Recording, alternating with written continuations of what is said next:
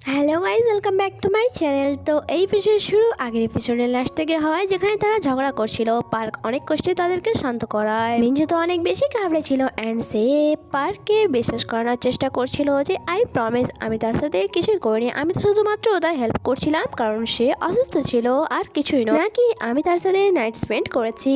And জিহুনকে বলে এই ইনসিডেন্টের পরে তুমি আবার আমার প্রেমে পড়ে যেও না। জিহুন বলে ও হ্যালো, তুমি আমাকে মোলেস্ট করেছো। মিঞ্জু বলে তো আমি তোমাকে বাঁচিয়েছি আর তারপরেও তুমি আমাকে কথা শোনাচ্ছ।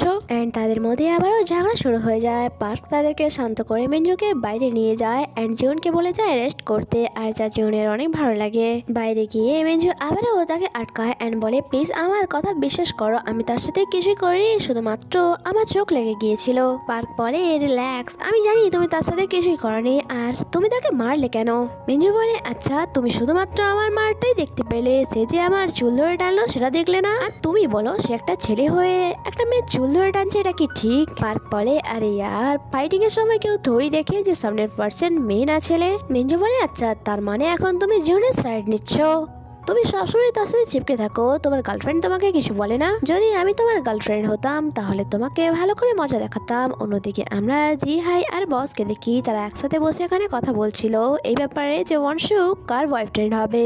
যখন ওয়ানসুক তাদেরকে কথা বলতে দেখে সে জিজ্ঞাসা করে তোমরা কি একে অপরকে চেনো? বস বলে হ্যাঁ, আমি তার ক্লায়েন্ট ছিলাম, তারপরে আমরা ফ্রেন্ড হয়ে গিয়েছি। কথা বলতে বলতেই ওয়ানসুক যখন তার চশমা খোলে জি হাই তাকে অনেক বেশি হ্যান্ডসাম লাগে। অন্যদিকে জিহুনের মম ড্যাড তার জন্য খাবার নিয়ে এসেছিল যা তার নানি কুকিং করে পাঠিয়েছিল এন্ড এখানে তারা খাচ্ছিল বাট কথা কম বলছিল। জিহুন অনেক বেশি স্যাড ছিল কারণ সত্যটা তার থেকে লুকোনো হয়েছিল, আর যা মমও বুঝতে পেরেছিল। মম চাইছিল জিহুন আবারও মেয়ে হয়ে যাক। জিহুন কোশ্চেন করে আচ্ছা এমনটা কি হতে পারে যে আমি সারা জীবন ছেলে হয়েই রয়ে যাব? মম বলে হ্যাঁ এমনটা হতে পারে। যা শুনে জিহুন অনেক বেশি হার্ট হয়, তার মন ভেঙে গিয়েছিল এন্ড সেভাবে আমার পার্কের সাথে ব্রেকআপ করে নেওয়া দরকার। ড্যাড বলে তুমি ঠিকই বলেছো, এই রিলেশনশিপের কোনো ফিউচার আছে বলে আমার মনে হয় না। অন্যদিকে পার্ক অ্যান্ড মেঞ্জু কলেজ এসেছিল এন্ড আমরা জানতে পারি ইউএস থেকে যে প্রফেসররা এসেছিল তাদের প্রজেক্ট দেখতে। মেঞ্জু এবং পার্কের প্রজেক্ট তাদের অনেক বেশি ভালো লাগে, তাই স্কলারশিপের মাধ্যমে ইউএস নিয়ে যেতে চাইছিল। মেঞ্জু তো অনেক বেশি খুশি ছিল, বাট পার্কে দেখে মনে হচ্ছিল সে দ্বিধায় পড়ে গেছে। সে তাকে বলে এত বড় ডিসিশন নেওয়ার জন্য আমার কিছুটা সময় লাগবে। মেঞ্জু বলে কি এত বড় অপরচুনিটি এসেছে এন্ড তুমি এখনো ভাবার কথা বলছো? সেখানে যাওয়ার জন্য সুযোগ কিন্তু সকলে পায় না, শুধুমাত্র স্বপ্নই দেখে যায়। বাট পার্ক জীবনকে একা ছেড়ে যেতে চাইছিল না এন্ড এদিকে মেঞ্জু তার পেছনে পড়েছিল। পার্ক অনেক বেশি কনফিউজ ছিল যে আমি আমার ফিউচারকে দেখবো নাকি জীবনকে। তখনই সেখানে জীবন চলে আসে এন্ড বলে চলো আমার সাথে, আর তার কাঁধে হাত রেখে ফ্রেন্ডের মতো হাঁটছিল কারণ পাবলিক প্লেসে সে তার হাত ধরে তো হাঁটতে পারবে না। অ্যাকচুয়ালি সে তার সাথে ব্রেকআপ করতে এসেছিল বাট সাহস হচ্ছিল না তাকে বলার। তখনই পার্কের ফোনে মেজর কল আসা শুরু হয়ে যায় যে বারবার কল করছিল, যা দেখে জিওন অনেক রেগে যায় অ্যান্ড কল কাট করে ফোন অফ করতেই যাচ্ছিল। তখনই মিন কল করে যে তাকে জিওনের বাসায় ডাকে। জিওন দেখে এডি অ্যান্ড মিন তার বাসায় ছিল আর নানির পাঠানো খাবার খেয়ে যাচ্ছিল। জিওন বলে তোমরা আমার বাসার ভেতরে কি করে এলে? এডি বলে তোমার বাসার পাসওয়ার্ড আমি জানি। তখনই পার্ক বলে এক মিনিট, তোমার সাথে মিন কি করছে? যা শুনে এডি লজ্জা পেয়ে যায় অ্যান্ড বলে আমরা এখন ফ্রেন্ড অ্যান্ড প্রত্যেকদিন নাইটে একসাথে ওয়াক করতে চাই। তখনই সেখানে মেঞ্জু চলে আসে। অ্যাকচুয়ালি আগের দিন নাইটে তার ইয়াররিংস জিওনের বেডে পড়ে গিয়েছিল যখন তারা ঘুমোচ্ছিল, আর যা জানার পর তো মেন অ্যান্ড এডি অবাক হয়ে যায় যে কি লাস্ট নাইট তারা একসাথে একই বেডে ঘুমিয়েছিল অ্যান্ড সেখানেই রাখা ছিল নানির পাঠানো খাবার। যা দেখে মেঞ্জু তো মুখে পানি চলে আসে অ্যান্ড সে তা খাওয়া শুরু করে। তখন জিওনের কাছে তার নানির কল আসে, মানে নানা। সে তো কল রাখতে চাইছিল বাট পার্ক কল রিসিভ করে নানিকে হ্যালো বলে। নানি বলে উইকেন্ডে তোমরা সকলে আমার বাসায় এসো, বাট এডি আর মিন যাবে না বলে কারণ উইকেন্ডে তাদের অন্য প্ল্যান ছিল। জিওন বলে ঠিক আছে তোমাদেরকে যেতে হবে না, আমি চলে যাব। দেখতে দেখতে উইকেন্ডের দিন চলে আসে অ্যান্ড জিওন সবকিছু রেডি করে নেয়। একটা কাগজে অনেক কোশ্চেন লিখে যা সে আজ নানিকে জিজ্ঞাসা করবে। আর যখন সে ডোর খুলে বাইরে যায় যাওয়ার জন্য, সে দেখে সামনে চারজনে দাঁড়িয়েছিল, তার মানে তারাও আজ নানির বাসায় যাচ্ছে।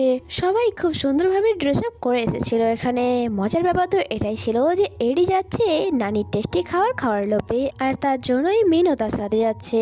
অ্যান্ড এখানে পার্ক যাচ্ছে কারণ তার গার্লফ্রেন্ড জিউন যাচ্ছে, আর মিঞ্জু যাচ্ছে কারণ পার্ক যাচ্ছে। এরপর তারা বোটে করে নানির বাসায় পৌঁছে যায়। আর তারা নানির ওখানে অনেক মস্তি করে অ্যান্ড নানি তাদেরকে দিয়ে কাজও করায় আর জিউনকে সাথে নিয়ে যায়। জিউনের হাসি পাচ্ছিল কারণ নানির বিহেভিয়ার একদমই মেয়ের মতো ছিল, কারণ নানিকে এখন দেখতে ছেলের মতো হলেও ভেতর থেকে তিনি একজন মেয়েই ছিল। এরপর নানি তাদেরকে নিয়ে যায় ফিশ ফার্মিং এ একটি লেবারে হেল্প করার জন্য।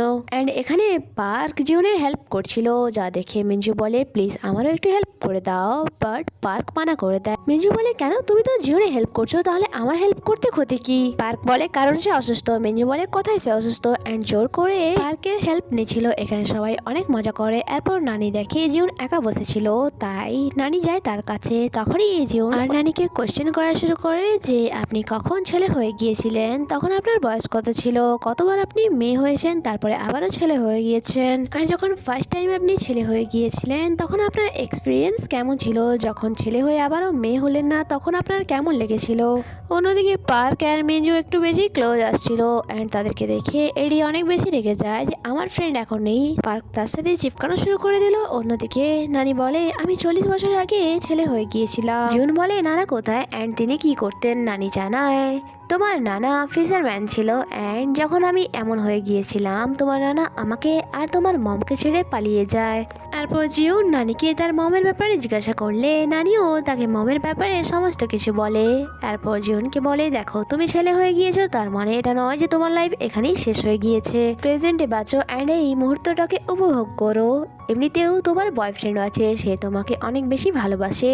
জিউন বলে আচ্ছা আপনি কি করে জানলেন যে সে আমার বয়ফ্রেন্ড? নানি বলে কারণ সে আমার সাথে দেখা করতে গিয়েছিল অ্যান্ড সেই আমাকে বলেছে। যা শুনে জিউন একটু সাহস পায় অ্যান্ড পার্কে টেনে নিয়ে আসে নানির কাছে আর বলে ইনি আমার নানা নয় বরং নানি, যিনি 40 বছর আগে ছেলে হয়ে গিয়েছিল অ্যান্ড তারপর থেকে আজ পর্যন্ত এমনই রয়ে গেছে। হয়তো আমিও আর কোনোদিনও মেয়ে হব না, তারপরেও কি তুমি আমার সাথে রিলেশন রাখতে চাও? আমার মনে হয় আমাদের ব্রেকআপ করে নেওয়াই ঠিক হবে। পার্ক কিছুই বলে না, শুধুমাত্র চুপ করে দাঁড়িয়ে থাকে অ্যান্ড এখানে এই এপিসোডটি শেষ হয়। বন্ধুরা আপনাদের কি মনে হয় পার্ক কি বলবে, আগে কি হয় তা জানতে স্টে কানেক্টেড। ভিডিও ভালো লেগে থাকলে লাইক কমেন্ট অ্যান্ড শেয়ার করতে ভুলবেন না। দেখা হচ্ছে পরের এপিসোডে। Bye bye.